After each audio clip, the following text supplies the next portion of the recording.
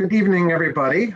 Welcome to the ACF Cleveland and Akron-Canton chapters April meeting. We're honored to be joined with Steve Baity tonight. Hopefully many of you know Steve Baity. Follow him on his Instagram and his Facebook page. He is a master fruit carver. I don't know if that's an official certification or not, but Steve has competed in the Olympics, the World Olympics in Germany a couple years ago. He has participated on numerous Food Network shows. He's done stuff for the ACF national conventions and all that. I'm fortunate that he is a Akron member, and I've met him a couple times. I consider him a friend, and he does some really great work. So this is a chance, and this is a hands-on demo, so maybe some of you have some melons. I know I do. This is a chance to really elevate your presentations with, fruit platters, cheese platters, whatever it is that you might do, if we're allowed to have buffets. But I know I've learned a few things from Steven, so he's going to show us two carvings tonight, two simple carvings to kind of get you started. And then I know when I took my first fruit carving class, it kind of gave me the bug, and I went to learn more. And you're constantly, always learning more. I don't know if I ever wanted to be a master carver like Steve. I know personally, I said a couple of years ago, I took a fruit class. If I can learn like two things, I would be really happy. And I learned two things really nice, a rose and this other kind of thing. But then my staff started making fun of me, like, this is all you know? And I was like, this is nice. But now I feel like I know four things. But really excited to have Steven here tonight. So you see here. So I'm sharing my screen. Everybody sees the PowerPoint here? Mm-hmm. Okay, let me just recheck here. And we'll just take a few minutes here to go over some chapter business. Tonight's meeting is being recorded, and we'll post this on our YouTube page. So especially if you're not able to participate in the hands-on portion tonight, but you see something that looks really cool, you'll be able to go back and take a look at it and do the hands-on portion, at your leisure. Some other virtual etiquette, please keep yourselves muted. But you can use the chat feature to ask any questions. I do want this to be, really engaging. I just don't want it to get out of hand if you take yourself off mute, just so we're not talking over each other. And there will be, at the end of the meeting tonight, a raffle. This is going to be for all ACF members. I asked everyone to register through the website, and hopefully I captured you as a member. If you're a non-ACF member, I welcome you to our meeting. But the raffle tonight, I'm hoping to have our ACF members be eligible. Yes, Claudia. And I'm also checking text message and emails at the same time. And we will send out continuing education units tomorrow morning or afternoon at the end of the meeting. The raffle tonight is going to be the new cookbook from Farmer Lee Jones. He has a book coming out on April 27th. It was actually due out on April 20th, but the Suez Canal situation caused it to be delayed. I have to say I've seen some parts of the book. It looks great. He worked with Chef Jamie Simpson, who is the chef at the Culinary Vegetable Institute, who is incredibly talented. It's a beautiful cookbook. I think there's going to be a lot of cool stuff to learn. So we will be raffling off this book tonight at the end of the meeting. If you are an ACF member on this call, and if you want to make sure that your name is entered into the raffle, please send a direct message to Claudia, and she'll add your name to the wheel. I did my best to kind of sift through all the RSVPs to make sure everybody was captured. But I feel terrible if I leave somebody off. The fact is, Pam's going to win this raffle tonight anyways. She's won every raffle we've done since we started this. So nobody even has a chance. So Pam, just make sure I get your address so I can send you the book. For everybody in the local Ohio area, we do have an ACF certification practical on Friday, April 30th at Lorain County Community College. So if you are looking to become a certified chef and you're ready to take this next step in your career, we have that practical for you. You please register on the website on our website to hold your spot, and there's also some other paperwork you have to fill out with the national office. But we do have this coming up here in a couple of weeks. This is a small practical. We're doing our best to be social distanced and not have a lot of people in the kitchen. So we're only keeping it to 6 slots for the day. If you have any questions about this, please reach out to me as well. If you are looking for the opportunity to get some presentation skills and cooking on camera, a friend of mine, Steve, used to be my marketing manager I used to work with.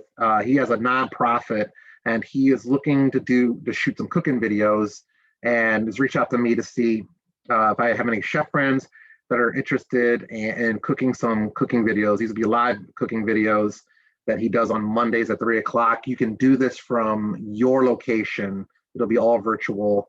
I will email this out with continuing it with the CEUs. Steve Pelton's information is on there, his phone number. Any questions that you might have about this, and there are continuing education units available for this as well if you do any volunteer work with a nonprofit. Speaking of volunteer opportunities, the ACF Cleveland and Akron-Canton chapter feeds the homeless here in our area every Tuesday at 9 a.m. For over a year now. We have gotten together on Tuesday mornings at 9 a.m. and we prepare a meal out of the pantry. And they have a pantry full of all kinds of pastas, rices, and canned items and things like that. And then they bring in a protein from the Cleveland Food Bank, and we prepare a meal that day for 125 people. We have some various chefs that show up to help out. I show up whenever I can. I tell you, some of the best meals I feel like I prepared have come out of this kitchen, preparing food for people in need. So if you're available for free, we do this every Tuesday. I would love to see you join us. The West Side Catholic Center is across the street from St. Ignatius High Schools for those that are in the area. And our next live meeting is going to be Monday, May 3rd. This is going to be a garde manger meeting with Chef Derek Ivanchik. He's going to do so Derek is the chef at Jack Casino. He's also the adjunct at Tri-C and is teaching the garde manger class, and he is going to do a country terrine class for us live from Tri-C. Derek, are you on the call by chance? Do you want to talk about this at all? No, Derek, he's probably working. I talked to him the other night about it. I'm pretty excited about it. I think it's going to be a good class. Something simple. He's got some recipes he'll share and show just how easy it is. This is something that we don't do a lot of anymore, but I think this is a great skill to have, and this is something to add to your repertoire. So I would highly encourage everyone, young and old, to join us for that. So that's what I have for chapter of business. Let me stop sharing my screen here. And I am going to highlight. John, that's going to be a WebEx, not a Zoom. It's going to be a WebEx. The school's preferred virtual platform is WebEx. So I will send out the invite with the WebEx login information. Roger that. So I don't think there's going to be any problems with anybody logging on. If you don't even have WebEx, it shouldn't be a problem. Okay, so who's checking the chat here? Okay, Watermelon's got it. So there's Alvin again. Nice to see you, Alvin. Fantastic. So like I said, if anybody is an ACF member, shoot Claudia your name to make sure you're entered in our raffle. I feel terrible if somebody, one of our members, didn't get a chance to sign up for this. But I'm going to hand it off now to Chef Steve Baity.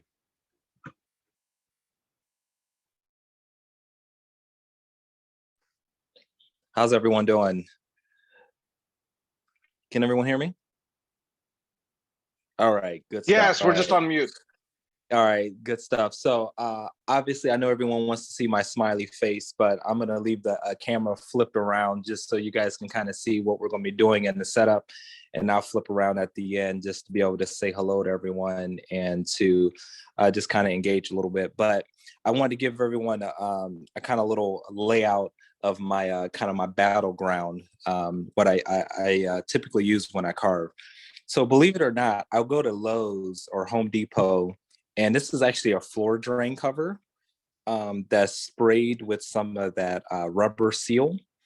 And so I actually I have a couple of these and that I use that are two different sizes. So um, I have a smaller one and a larger one, and they're just like I said, just spray with that rubber coating. It keeps it from moving. But because melons are round, obviously you want to be safe. So we're always taught to square off our vegetables so they don't move on the cutting board. So just by having this this floor drain here, or you could use, I've seen people use styrofoam donuts, or you can even wrap a towel around, but you always want to have something, or even a bowl.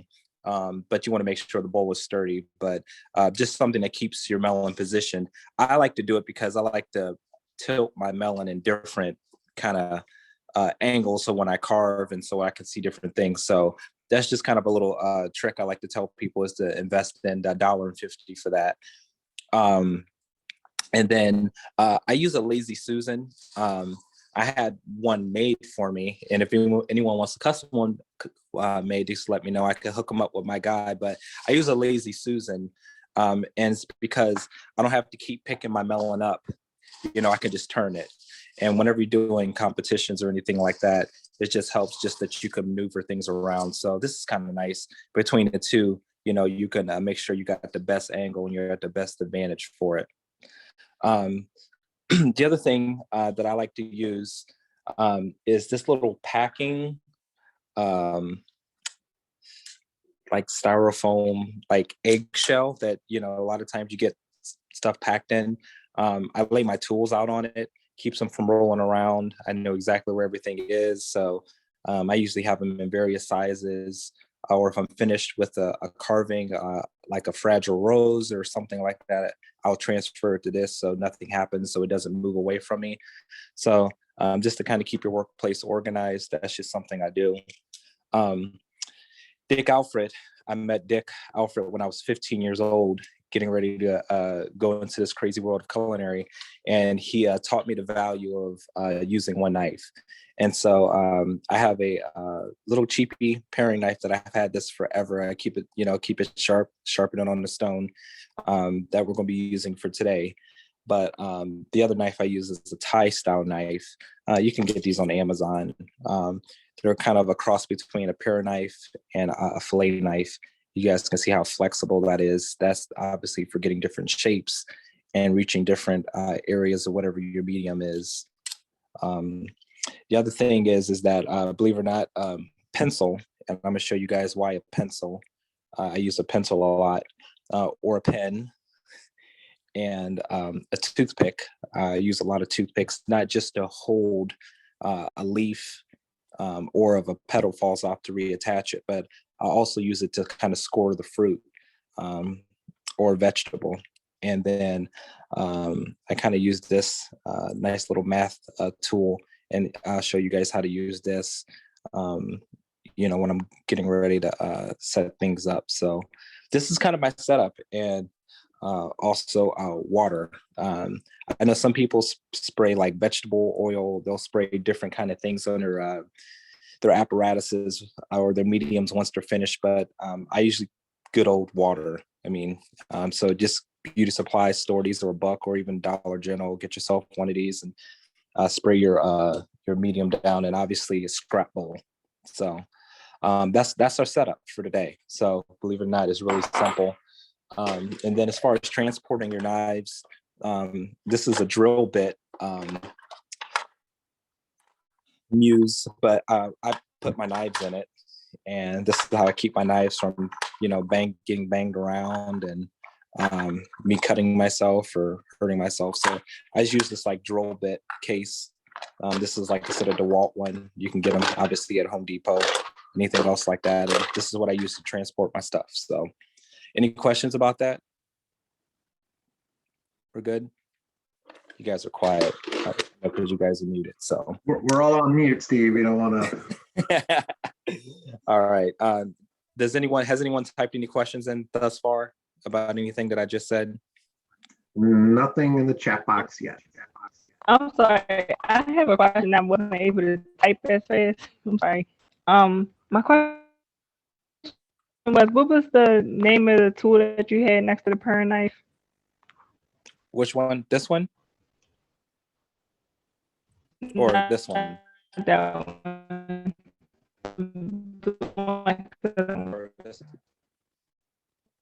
I'm sorry, you're breaking up pretty bad. I can't understand you. Yeah. That one, yes. Oh, this is just a tie paring knife. This is just a tie paring. Okay. Yep, just a tie knife.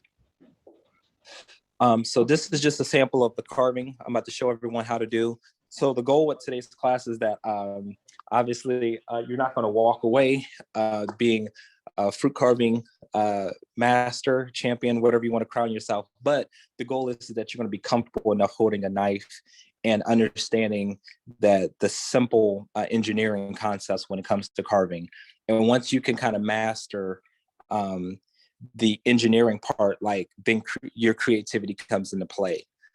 So it's all about being able to anchor your cuts and your angles. So we're going to be working on 2 angles today, and we're going to be working on a 90 degree and a 45 degree. That's literally all the angles that we're going to be working on when it comes to this first carving.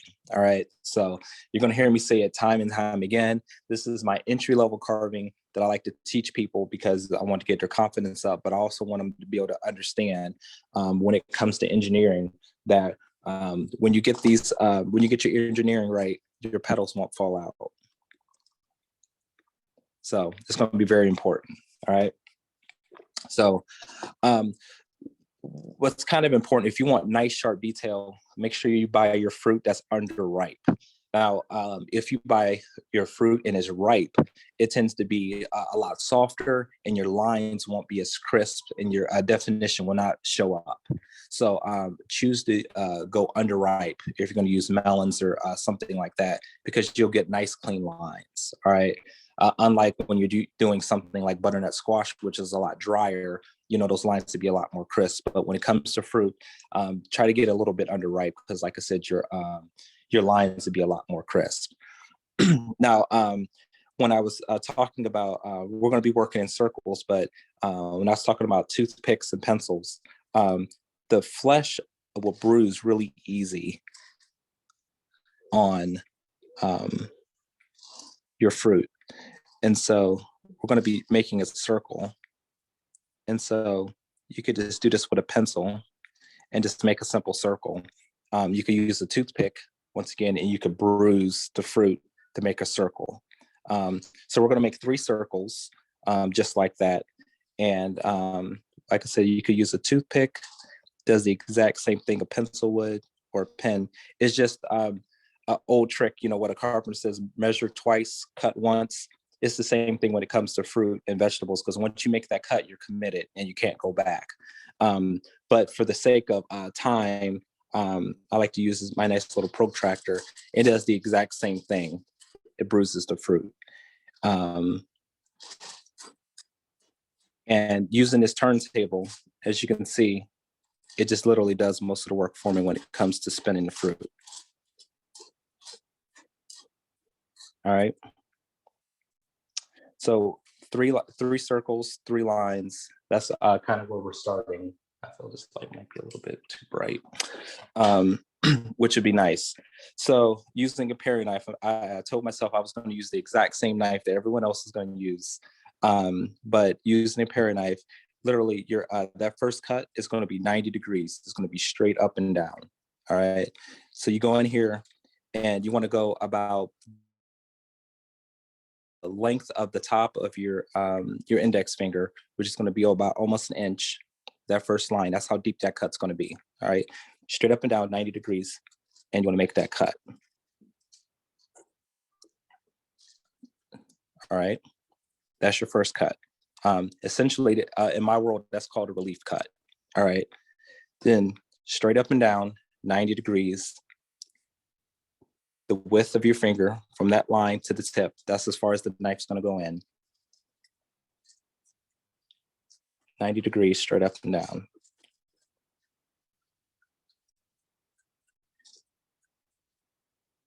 Boom. Okay. Then we got one more line to do. 90 degrees straight up and down. The width of that tip of your finger.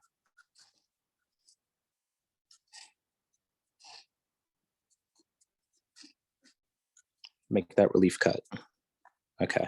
I'm gonna pause because that's actually the hardest part right there. Any questions thus far? Oh, I'm standing up. That's a good question. So for my my shorter carvings, which something like this, which is only going to take a few minutes, I would stand up. Typically, if I'm doing a longer carving, I would sit down. You find that pressure and fatigue in your shoulders, and you're more likely to make a mistake or something of that nature. But something like this, I do stand up. That's a good question. Any other questions before we move on? All right. So the next thing, using, once again, a pencil, a toothpick, you're gonna cut this into a pie. So with the pencil, toothpick, you're gonna make that. Then you're gonna cut this into 12s.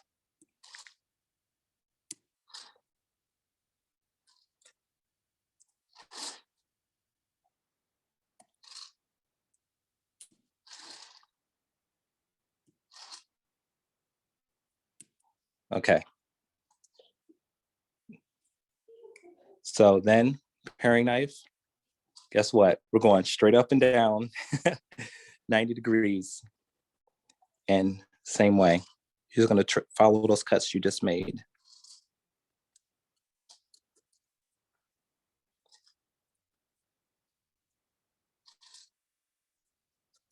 So this is all about, this style of carving is not necessarily one I do all the time. It's more grid carving, where you kind of blot out, and once again, you kind of grid out all your cuts that you're gonna make before you make them, which you ensure that you're gonna be even and everything's gonna work out.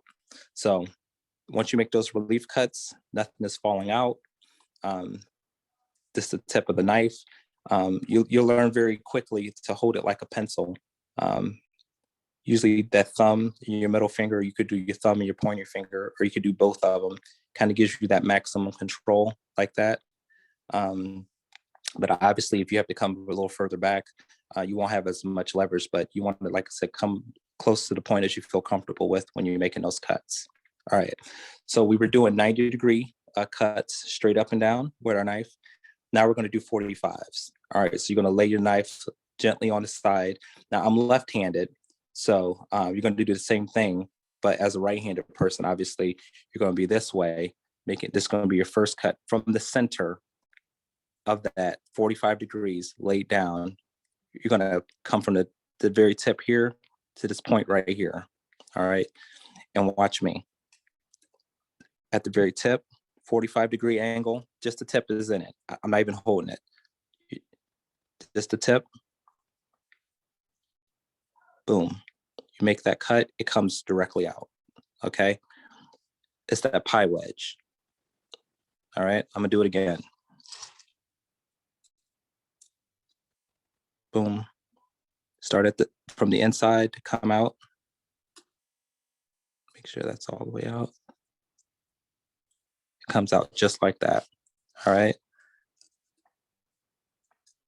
You're gonna do that all the way around. All right.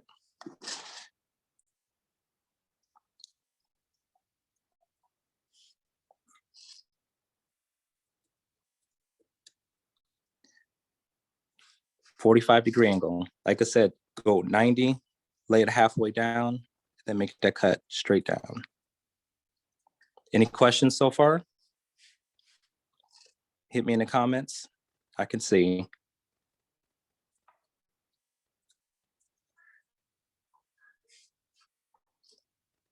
So I usually don't worry about the marks that I leave on the skin, because once again, it gets removed. 45-degree angle. I can't say it enough. 45s and 90s. That's all we're doing today.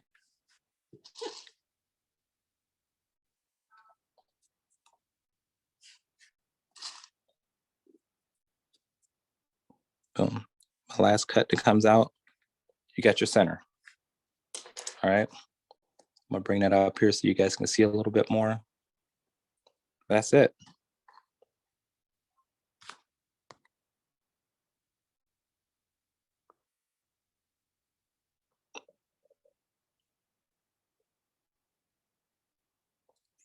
What's the best temperature for your melon? Great question. So I always, typically I usually try to bring my melons up to room temperature. I don't know if you have ever tried to carve a watermelon and you take it right out the refrigerator and you cut it and you hear that crack.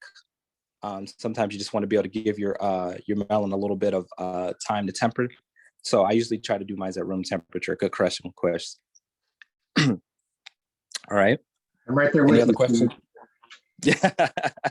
I'm right there with you. All right. Look at that.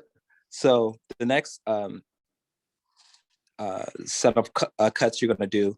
So you want to go in between these two lines. Okay. You're going to make a line there. You're going to make a line here. Okay. You want to keep going in between them. Now, the reason why you want to go in between them is that when we make these next series of cuts, we're going to actually going to create some movement, and we're actually going to go the opposite way. All right, so boom, right in between, right in between.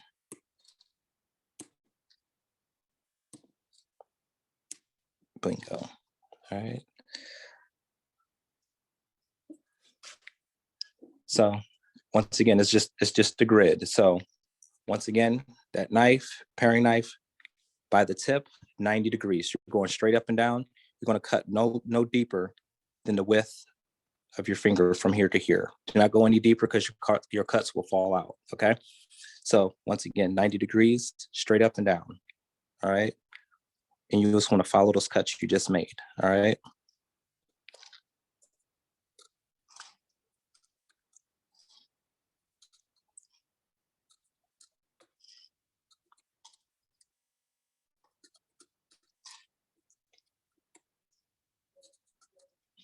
So, and lots of practice. So I can't say this enough, is that this design is one of those ones that once you get it and you feel confident with it, and you do this on other mediums, you just keep it going. This is a nice one, just like I said, to throw on a tray or anything like that.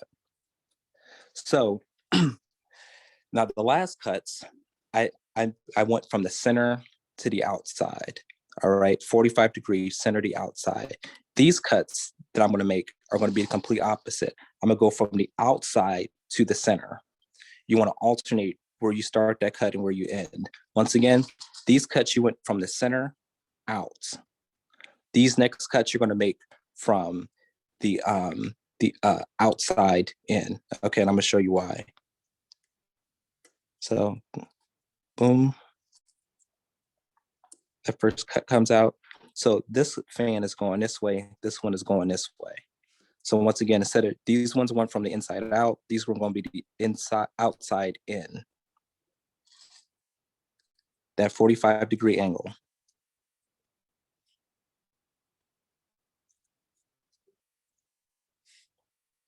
All right.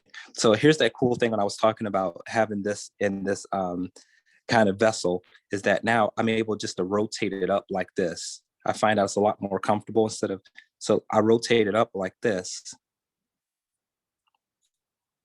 and I'm able to make those cuts. It's a little bit more comfortable for me. Then I turn it over 45 degrees from the outside to the center. I can't say it enough. And when you alternate your cuts from the inside out and the outside in, you'll be able to start to make this pattern, as you guys can see. All right.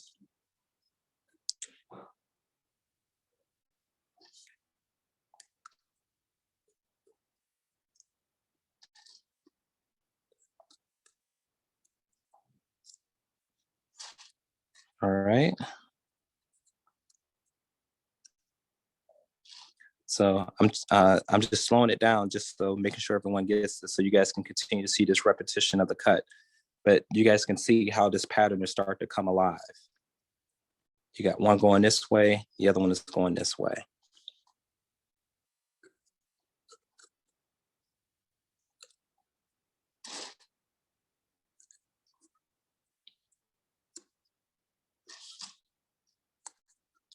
So once you learn and master those angles, and once again, like I said, anchoring your cuts, then you could try different designs and different shapes with those relief cuts. So, which is going to be very important.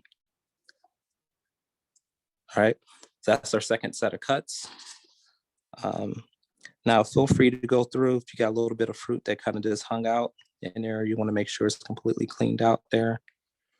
The shadows create your definition. So the deeper those cuts are, the more prominent that your design is going to show up.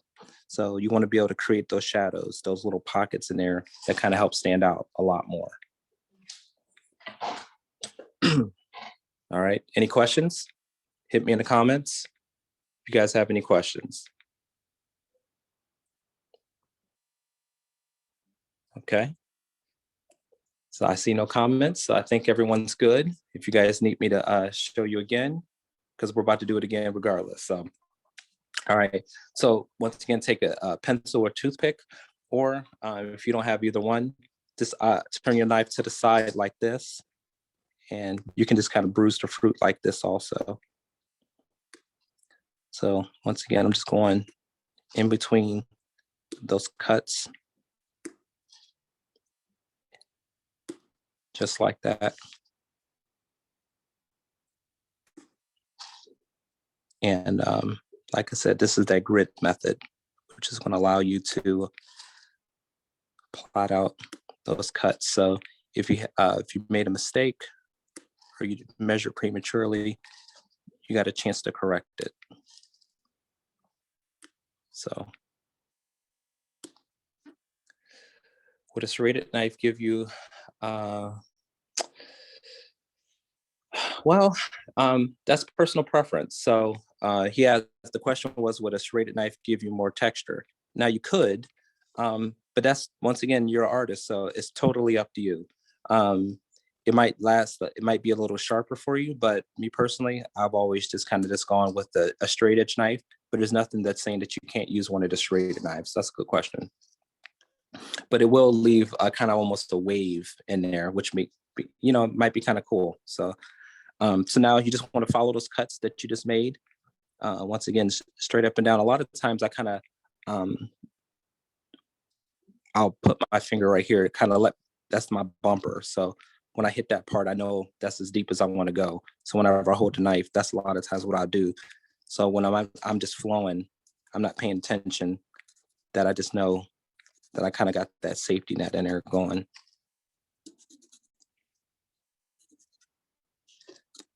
So once again, 90-degree angle, straight up and down, make your relief cuts.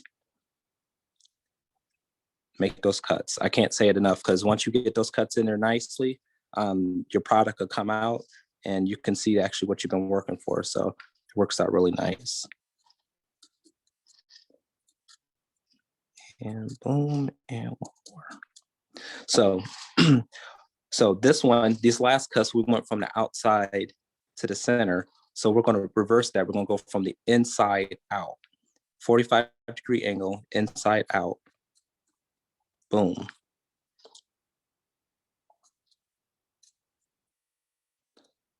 So that's the most challenging part, is learning to go either you're going from the inside out or the outside in. So this last cut, we're going from the inside out, 45-degree angle, right underneath that skin, right underneath the rind.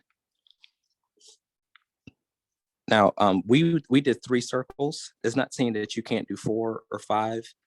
You could do as many of these layers as you would, you desire.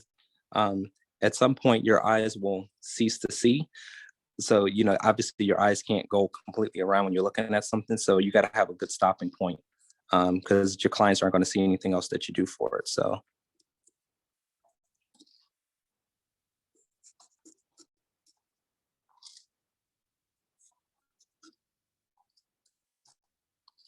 All right, so you can make your cuts larger. You can make them smaller, once again, to get more definition.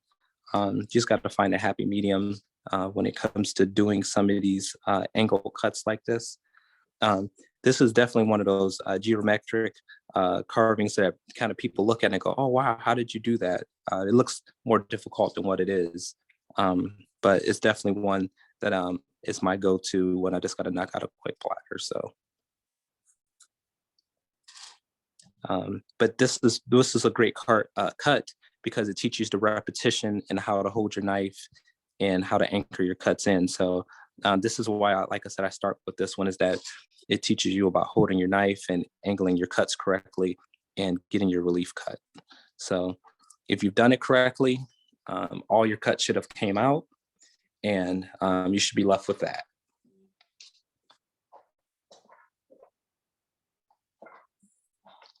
And so that's our first melon. That's our first melon sculpture that we're going to do. Now, I can't say this enough.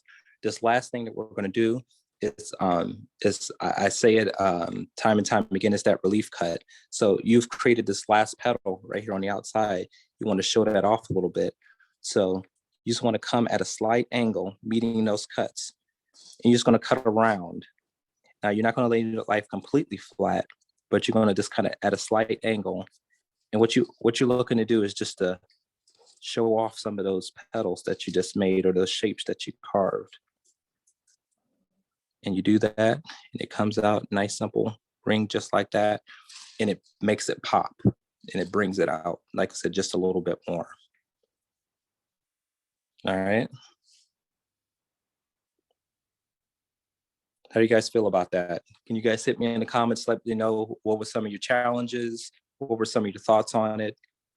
If you need any clarification on this, this style, on this piece, hit me in the comments, let me know what you guys are thinking. Was it easy? Was it too hard? What are you guys thinking? I think the last border I did twice as many as you. That's okay, John. Yeah, I think that's me and your stories. I mean, it's okay. Yeah, it seemed. That's oh yeah, good. but yours is nicer. I like how much bigger yours is. Yeah, but once again, like I said, it's one of those things where there's no right or wrong, no rhyme or reason to it, as long as you're getting that desired result, I guess. Yeah, so question came, if I'm using a watermelon, am I supposed to see alternate red and white? So typically you would, depending on obviously how ripe your melon is. But if you don't have a very ripe melon, then obviously you're not going to get your good color. But that's when you can continue to expand that carving, because you're going to bring more and more of the flesh out because it's a bigger medium. So you want to keep going to get the colors out, though, definitely.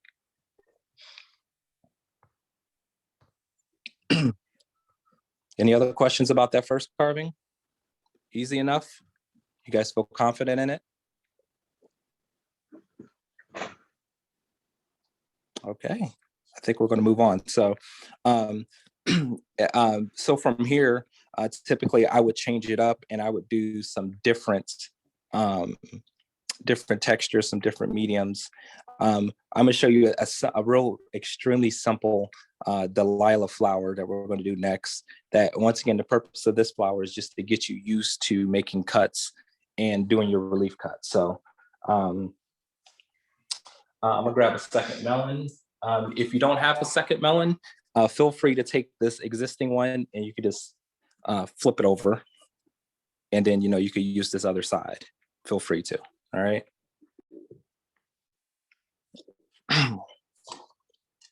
So we're going to do the exact same step as far as when I talk about learning how to stagger your cuts. So that 45-degree angle, we're going to come back and we're going to make this, it's called a scoop cut.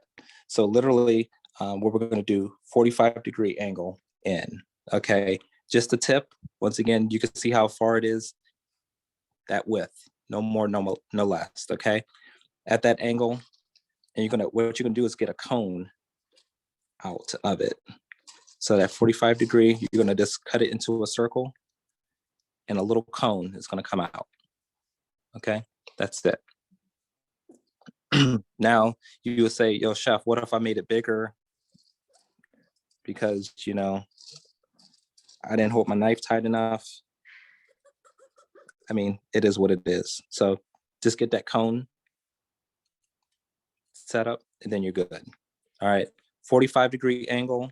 See how much of the knife went in? That's it. At an angle, get your cone cut out. So whenever you're making petals in your carvings, you always want to work in odd numbers. Just the way they cascade, odd numbers work better. Now, if you get you some even numbers, you're going to find out that you're going to have a big blowout and you're not going to have a good grouping of your petals. So work in odd numbers. And when you work in odd numbers, you're going to have a great flow of your petals that's going to come down. So the other thing is that you're going to make it's called a scoop cut. So you're literally going to go in 90 degrees and you're going to go in, you're going to make a U. You're literally going to draw the letter U, but you're scooping. All right. The letter U, scoop cut.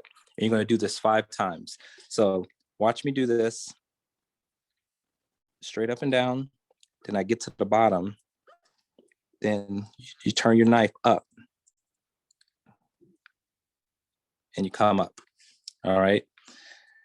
Now, right where the top of that cut is that where you're gonna make your next cut. So right at the top, you're at your apex, the very top of that. You're gonna do it one more time. You're gonna make a U. You're gonna make small strokes, real small strokes. Do it again. You're gonna do this 5 times. Make the U. So you top, left, right. Now you just got to make the feet.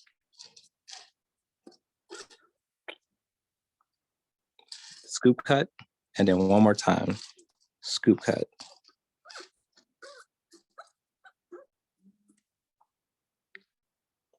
You see it? 5 cuts.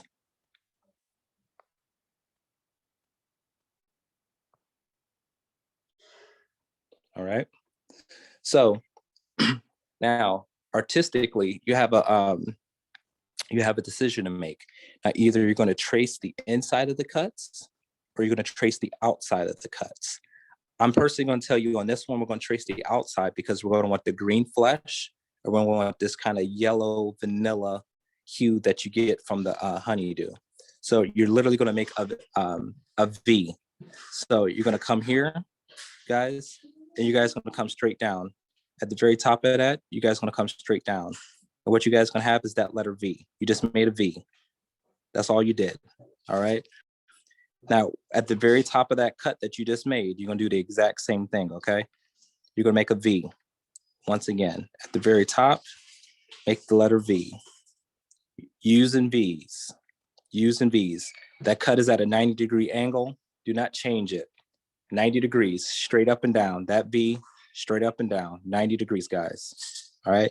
At the very top of that cut, now you can see like this, the flesh is right here. It's moving, which is okay. You're going to make a V. Make a V. Right next to it, make another V. One more time, make a V. All right. That's the hardest part of the whole carving right there, is making that V cut and that U cut, scooping it out. Now, if you were to have a tie carving knife, what you will find out is that, I'm just going to follow on behind this, is that it's not a must to have, but that knife bends so much more and you find out your cuts are a lot cleaner because it's easier to get that scoop. All right. But it's not like a necessity. If you got once again, a 3.5-inch paring knife, a tourniquet knife, you're fine just doing this. Okay. Now remember, once you did that 90-degree cut right here, you got this space right here, this meat. And so we're going to do the exact same thing, 90 degrees straight up and down. You're going to make a scoop cut that you, like you did before.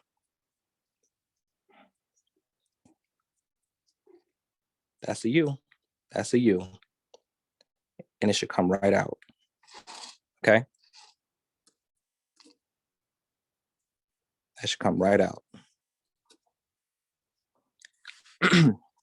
Make 90-degree angle, straight up and down. Okay. Make that U.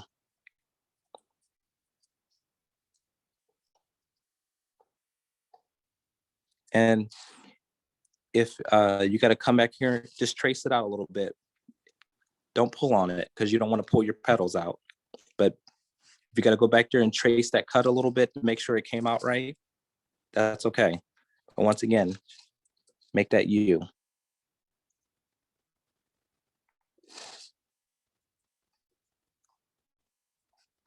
All right.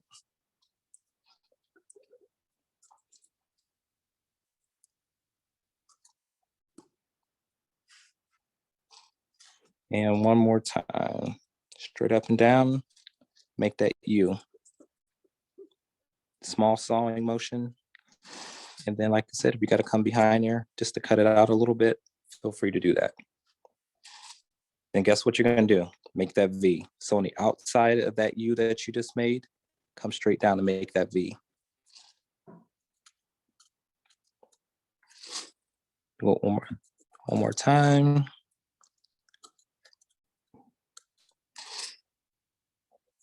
One more time. See, this knife is straight up and down. It might look like it's not because of the way the melon is shaped.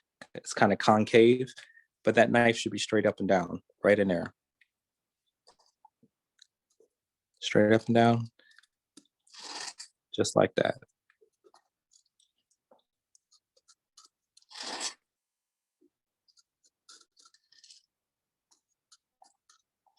All right. So naturally, the way nature is that petals lay on top of each other. And that's why when we're alternating, that's why you're kind of creating that design that, you know, the petals are laying on top of each other. So you're going to do this 5 more times in that open area. And once again, you're going to make that U. That comes out just like that. Going to make that U. Just like that. Going to make this U. Just like that. So as an artist, you got a decision to make. So I'm keeping my cuts not very deep, but they're not very shallow. But, you know, if you wanted to, you know, you could take out a much larger piece of flesh versus this little smaller piece. I mean, that's okay. Naturally, I try to allow my cuts to get bigger and bigger as I go across the melon, so it looks more organic, it looks more natural. So that's why I personally don't go for a larger cut right off the bat. I kind of keep them very small, and kind of just as I get larger and larger, I make my cuts bigger. So you could just do this, bring them down.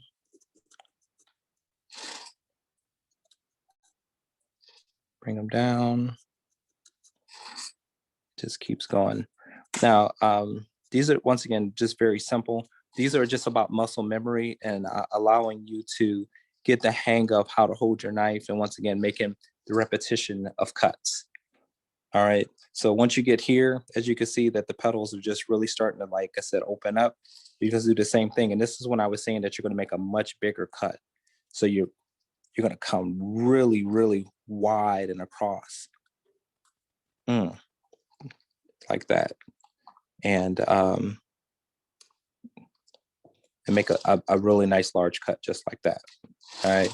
And that's why I was saying that over time, you're going to make larger and larger cuts regardless.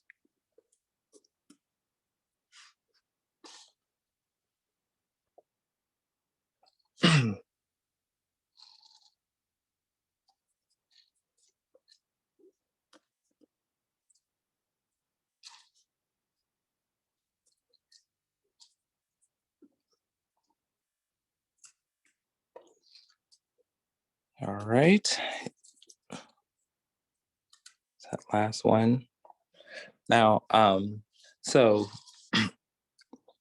this is what I was saying as an artist. Now you got to make a decision. So we've been making these cuts and making the V's. So what happens if you actually, instead of going on the outside, make that cut on the inside and make the exact same cut on the inside, making that that upside down U, and you're going to create a petal just like that. So start it here, straight up and down, 90 degree. And then you're going to, now this time you were at 90 degrees. Now come back at 45, lay that knife down, all right, and come right underneath it. 45-degree angle. And take that much away. And now you got this that came up right here. All right, we're gonna do it again. All right, 90 degrees, straight up and down. On the inside of that cut you just made, lay your knife down 45 degrees right underneath it. Short strokes with your knife. Boom. That's all you're taking out, just that bit. All right. Straight up and down. 45 degrees. That's all the flesh you're taking out. All right, we're gonna do it 2 more times. On the inside of that cut you just did, lay it down at 45. I'm gonna take that out. Boom. I'll do it 1 more time. Come underneath it, 45-degree angle. What's my favorite? Oh man, I love watermelons because they have the 3 different types of color. You got the white and you got the red, and sometimes you get the black seeds in there and obviously the green, but I really enjoy working with watermelons. They're probably one of my favorite things to work with. So so we mixed the petals up and we did that nice scoop cut right here. You didn't do the little the V cut on this one. So now you got a decision to make, that right in between those two, make a big old swipe, big old swipe.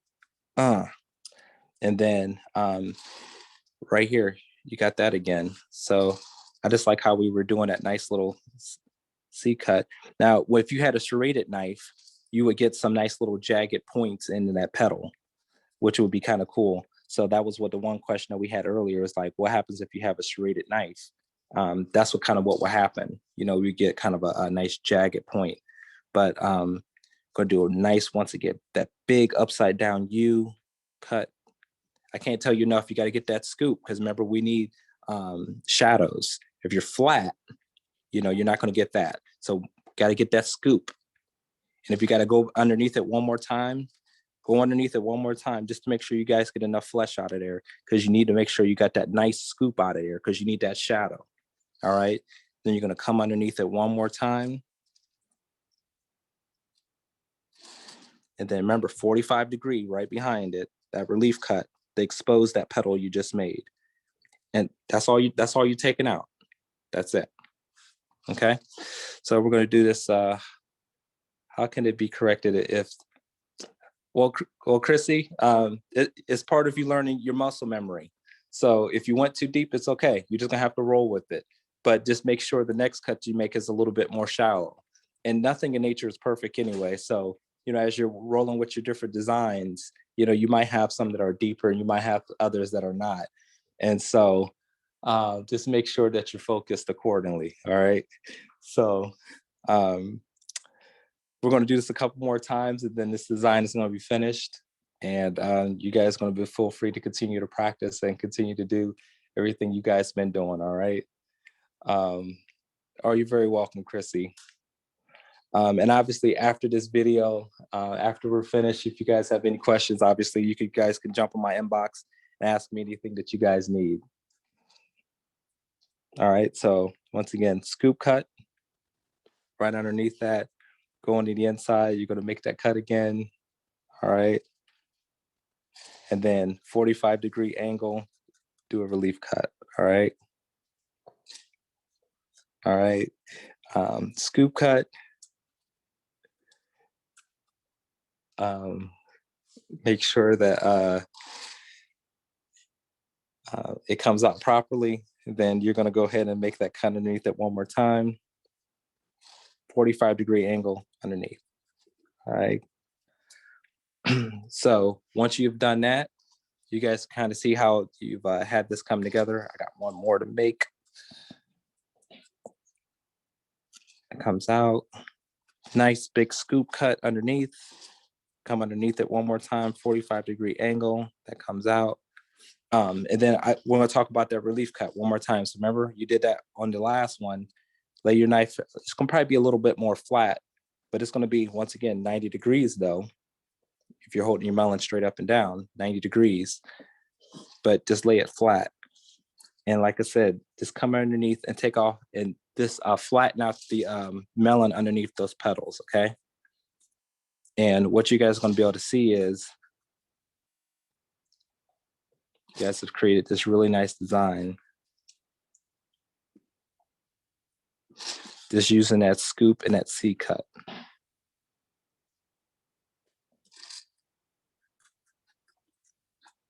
All right. So now that you've gone here, now some people, I'm not a huge fan of it, but people do it. They do kind of the little wedge in here. And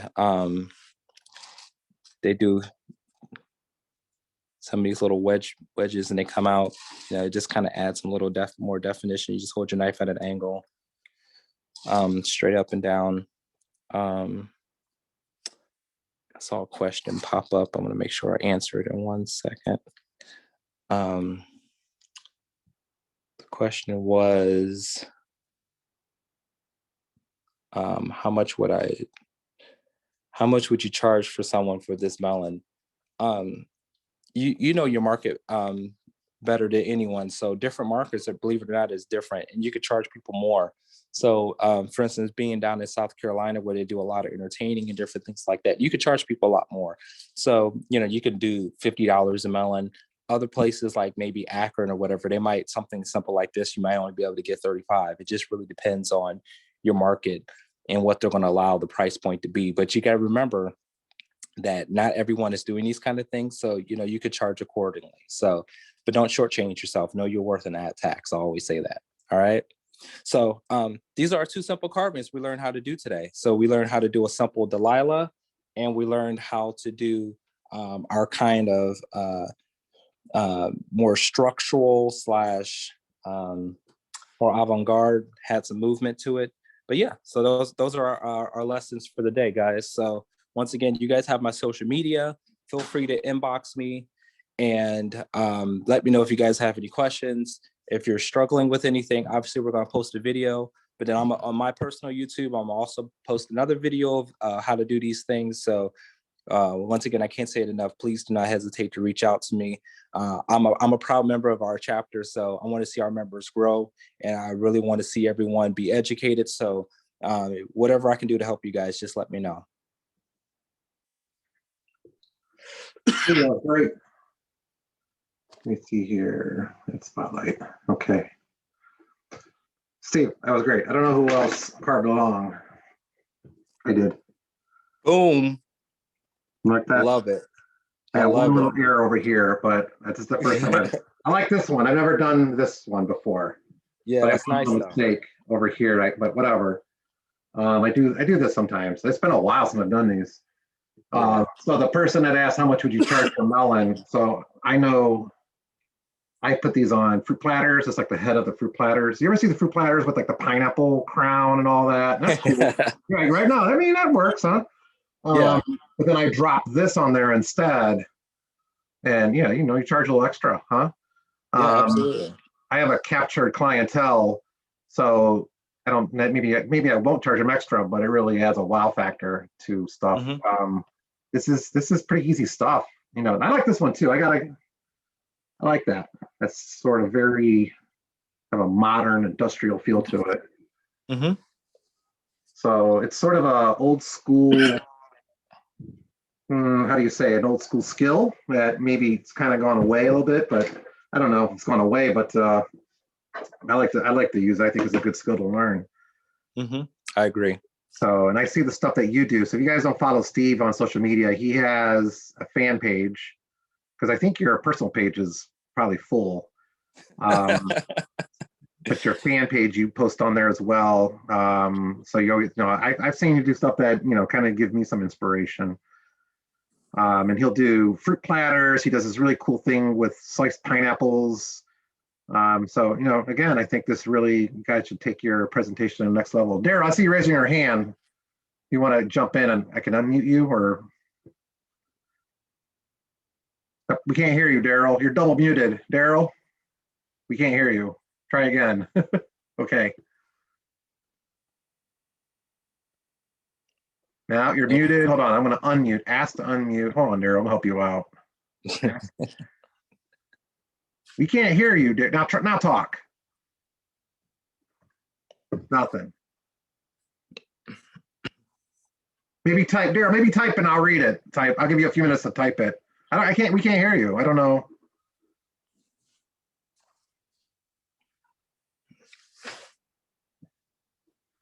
So Daryl's typing his questions. Maybe we can get a chance to do the raffle. And I'm not forgetting about you, Daryl. I'm just giving you a second to type unless I can start hearing you. So we have, hold on a second here, 29 people, Claudia, logged on. Okay. I want to make sure that everybody that is online is able to have a chance for the raffle.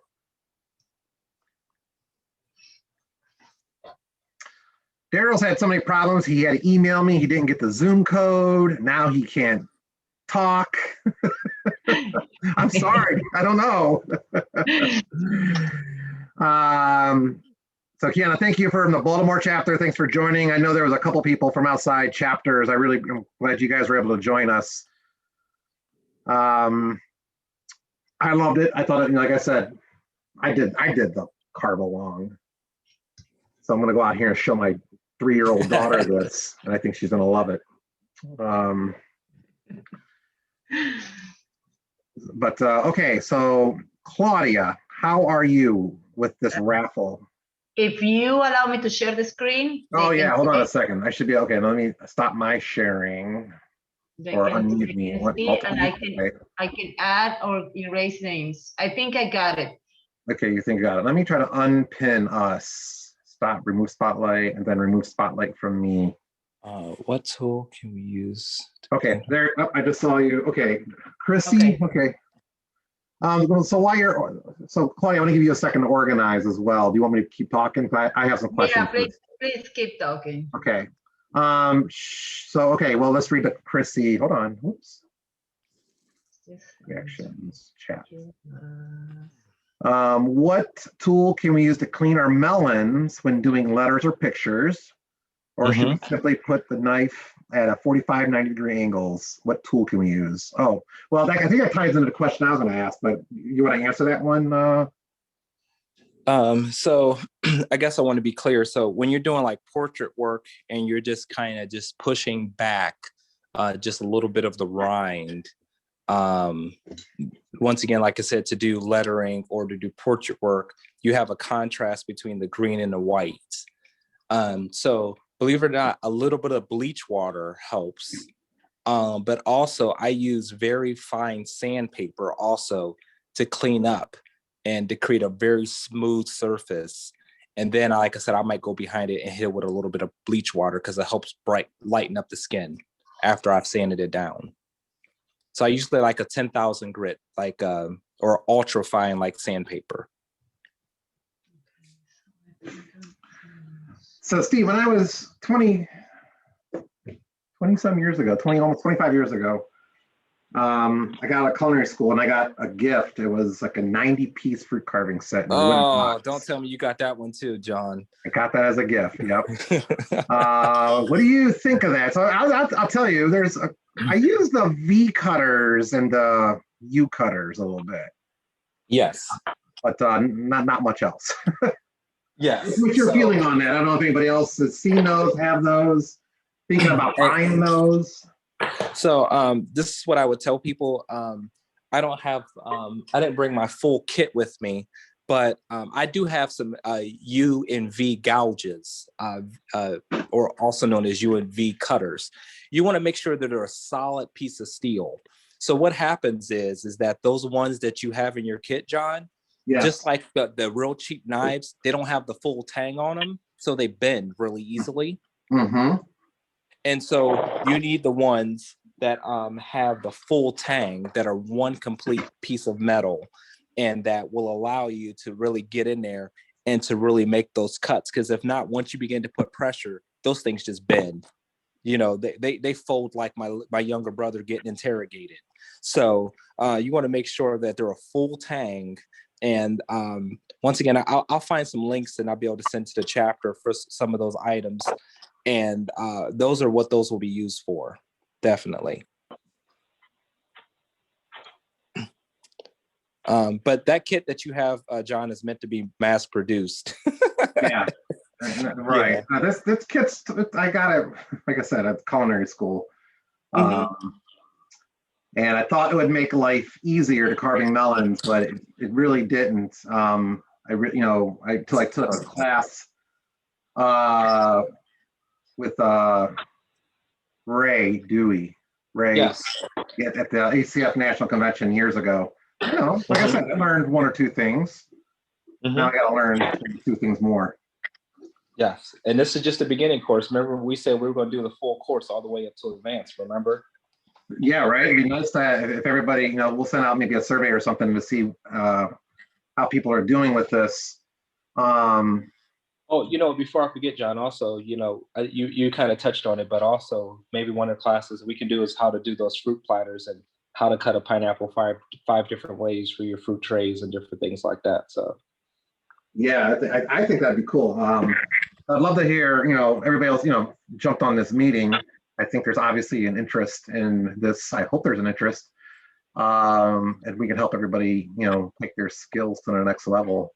I think it's something cool to pull out of your bag, you know. Not too many people do fruit carvings like this anymore. So I know a couple things, but I appreciate learning even more. So, okay. I'm ready whenever you are. So You are ready. Okay. So we're gonna do two raffles. right. We're gonna raffle off two books. The first book, the first window you see here is ACF Cleveland and ACF Akron-Canton chapter members. So we're gonna raffle off a book. I hope I didn't miss anybody. If somebody is here and their name is not in the wheel, please speak up now or forever hold your peace. Everyone knows Pam is gonna win anyway, so but that way you have a fair chance. We can have a little side bet on who we think this is going to win. So everyone that from the outside chapters, our raffles are rigged. The same people win every time. I'm going to tell you right now, it's either Pam Mock, Claudia Diaz wins herself. This thing is My name is not even there, John. My name is not even there, so there is no chance I can win. Even though I'm expecting somebody to contact the ACF National Office to talk about how rigged our raffles are. But let's proceed. And then the next raffle we'll do, is going to be everybody else from the outside chapters, Lakiana, David Ivy Soto, and everybody else is eligible to win. Right. So this is to show you, I really appreciate all ACF members, you know, especially my local members, but everybody that's part of the ACF, especially during these trying times where a lot of us were furloughed, went through pay, you know, some pay reductions. I really support that, you know, your continued support of the ACF. I think being a member of the ACF now is more important than ever in these times where, you know, the job market, jobs are drying up. So being a member, getting a continuing education, a certification, I think is more important than ever. So let's start with the Cleveland Akron raffle, Claudia. I'm gonna click and raise my hand so you guys don't say anything. All right, so yeah, show your hands, Claudia. Oh, here we go. Look. Let's see who's gonna win next. So the secret to win is to be an ACF He board wanted, he member. wanted to win so bad. Vice President, expect my Vice Washington President job. and Treasurer Tom Capretta. Congratulations, Tom Capretta. Okay, You I need deserve to win this, I need Tom. 1 second to other names. Tom has been an ACF member for like 50 years. Tom, you want to say anything? Where are you, Tom? I want to find you and unmute you. There He's you are, there. Tom. Good. Congratulations, Tom. You'll get this, unlike that prosciutto that you won 2 years ago. Still waiting for that. Which I promise you that you'll get one day. Tom Capretta is. Yeah, I'm still waiting on that prosciutto. Yeah. Uh-huh. Nice job, Tom. I'm glad you won Yeah, this book. sure. Maybe I'll All get the book one day. It's probably stuck in the canal. You need to text me your address, and I'm gonna order it through Amazon. So Okay. then, so it's Amazon. So there you go. Yeah. And I'll just send it, to your house. Okie doke. Claudia, how long do you need for the reload, the next raffle with everybody else? 5 seconds. Keep 5 talking. seconds. Okay, very good. And so the next raffle is going to be Cleveland members and then everybody else. So if you're a local member, you still have a chance to win. All right, here we go. And this is the Pam Mock will win this one. I know it. Okay, check if your name is there. If not, speak up now. I've got a Let's give spot it in my a books couple now. seconds here. Hold on, I'm gonna pull the chat. If anybody feels like if they're an ACF member, but I missed you somehow, let us know because I want you. Mine's not. Kiana, you're not on there? Kiana should be on here. Put in, I hope I'm pronouncing your name correctly, Kiana. Okay, how do you spell that? Sorry, I'm. Q, put I'm Q like- in there. She's the only Q name we have. Okay. Yeah, Kiana, I know you remember. I saw that on the website. So type in, just type the letter Q for Kiana. Okay, okay. So I'm gonna just type the Q and that will be, Yeah, that will be you. that'll be How Q. about We'll know that? that's There you Kiana. are, girl. Okay. There you are, Q. Okay, Yeah. okay. Okay, Here anybody we go. else? I remember you are. We're Okay. going? Oh, okay, never mind. All Sorry. right, let's go. Who we got? Oh my God, it's gonna be Kiana. Oh my God, Kiana jumps in last minute. What is it? I told you this is fixed. Congratulations, Kiana. Kiana, you're in Baltimore, I think, right? Kiana, are you in the Baltimore chapter? Is that right? Yeah, Baltimore. Yeah, I'm on the bottom. Yeah. Well, congratulations. Welcome to Cleveland. Wait a minute. Hold on a second. That's the Baltimore Thank Ravens. you. No. I'm not going to let a Baltimore Ravens take from the Cleveland Browns once again. Spin the wheel again. She's out. Send No, me she'll your win. mailing address. We'll send it to you, honey. We're good. Kiana, Okay. send me your home address so I can mail this. I'll send you, you know what, Kiana, I'll email you. I have your email address on our website, so I'll email you right now. Oh, sorry, Chris. Hey, Chris was missing. I'm so sorry. Didn't see it till now. Chris who? David Ivy Soda wasn't on there either. Chris Martone. Who? Oh my goodness. I'm so sorry. Wow. Oh well. David, Oh, you're you know what, always a winner. David Hey. wasn't there too. How'd you miss David? I don't know. Well, Kiana won. It wasn't on the RSVP that I got. David is always a winner, so he shouldn't feel too bad. It's okay. So Kiana and Tom Capretta. Okay. I'll reach out to those guys, get their addresses. Okay, what time? 7:14, not bad. We'll wrap it up tonight. Once again, I appreciate everybody joining. If for the outside members that found out about our meeting, I don't know if you're following our Facebook page, but we'll start promoting our next meeting, the Garbage A class with Derek Ivanchik. He's doing some nice work in his classroom, so I think this will be an excellent skill to learn. I think he's just going to show us one sort of simple, easy to do, very replicable country pate, country terrain. So I know I'm looking forward to it. Once again, Steve Baity, thank you for your time. This is good stuff. I don't know if you're still on here. Yeah, I'm here. Thank you. And then for everyone else, I'll post this on our YouTube page. I'll share it on our Facebook page. So if you want to rewatch it and do a hands-on and follow along like I did, I think, there we go. Look, it works, huh? So Good excellent. stuff. Thanks, everybody. Thank you for joining us. You guys have a great week. We're going to All right. log off now.